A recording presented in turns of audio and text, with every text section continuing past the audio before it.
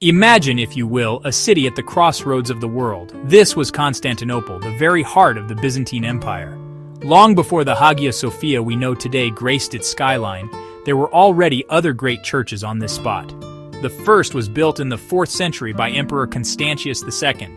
It was grand, but fire claimed it. Then a second church rose in the 5th century, commissioned by Theodosius II. That church had a wooden roof and stately columns.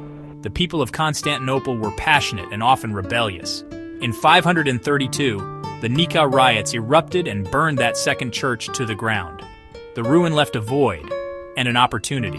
Emperor Justinian I, a man of immense ambition and faith, saw possibility in the ashes. He imagined a cathedral that would testify to God's glory and imperial power, to surpass even the Temple of Solomon. It was a dream born from rubble, a promise of resurrection for the city. Justinian gathered the brightest minds.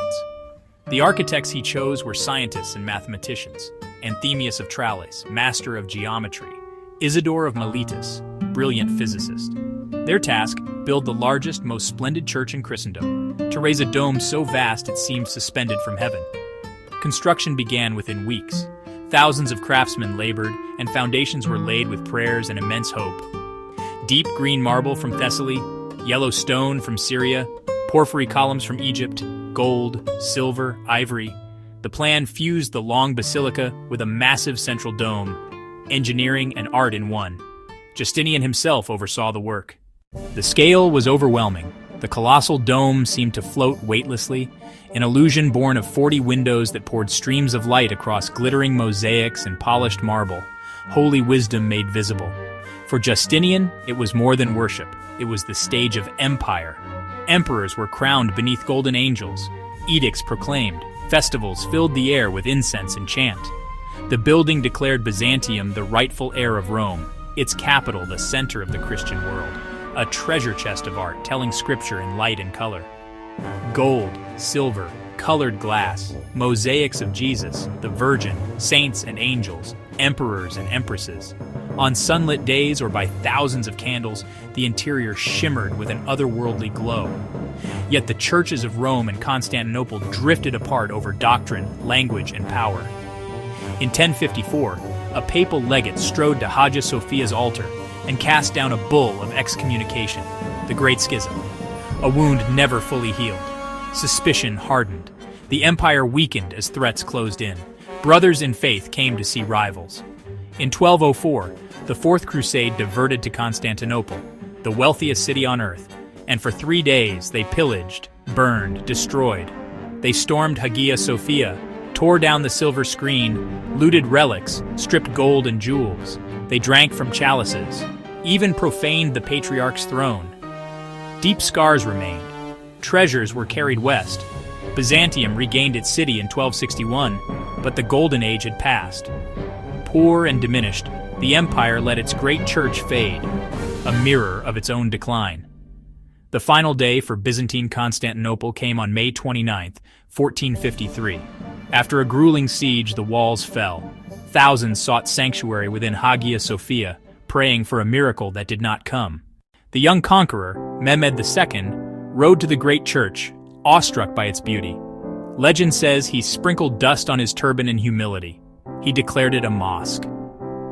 The Church of Eastern Orthodoxy became the principal mosque of the Ottoman Empire, the heart of his new capital, Istanbul. The Ottomans adapted, not destroyed. Bells taken down, relics removed, mosaics carefully plastered or whitewashed. Architects reshaped its silhouette. 4 towering minarets rose, and from them the call to prayer rang across the city. Vast calligraphic medallions were hung, a mihrab set in the apse, a minbar for sermons. Hagia Sophia Grand Mosque stood at the empire's heart. Hagia Sophia became the model for Ottoman mosques. The Blue Mosque rose to rival its grandeur. Mimar Sinan, in the 16th century, reinforced the ancient dome with masterful supports. After World War I, the Ottoman Empire crumbled. From its ashes rose the Republic of Turkey under Mustafa Kemal Ataturk. Seeking a secular, modern nation, Ataturk chose a third path. In 1934, Hagia Sophia was secularized and made a museum, a gesture to the world. Beneath plaster, Byzantine mosaics waited. Thomas Whittemore and restorers unveiled golden images not seen for centuries. Christ, the Virgin and emperors reappeared beside grand Islamic calligraphy, a unique shared space. For over 85 years, millions came. Schoolchildren, tourists, scholars, pilgrims, walking ancient floors, marveling at layered history. It belonged to everyone, a testament to shared human history. The museum's status, celebrated abroad yet contested by some at home, became a potent political question. In 2020, a court annulled the 1934 decree. A new order reconverted it to a mosque. On July 24, 2020, the first Friday prayers in 86 years were held. Joy outside, criticism worldwide. Church leaders expressed sorrow. UNESCO voiced concern. Today, Hagia Sophia functions as the Hagia Sophia Grand Mosque. Christian mosaics are covered during worship. Outside prayer hours, visitors still come, though the atmosphere has changed. Is it a mosque, a museum, or something more? The debate echoes on. History, identity, and Turkey's place in the world intertwined. Hagia Sophia is a chronicle of civilization, in stone, brick, and gold. The story of Istanbul itself. Empires rising and falling, faiths clashing and coexisting, artistic genius defying time, a bridge between East and West. To Orthodox Christians, a mother church. To Muslims, a sacred symbol of conquest and prayer. To architects and historians, a revolutionary masterpiece. To millions today, a place of wonder. Beneath its dome, you can almost hear Byzantine choirs and the call to prayer of Ottoman muezzins. Its timeless appeal is to be many things to many people: ambition, faith, and artistic genius. A symbol of unity and division, conquest and coexistence, an enduring icon holding humanity's stories within ancient walls.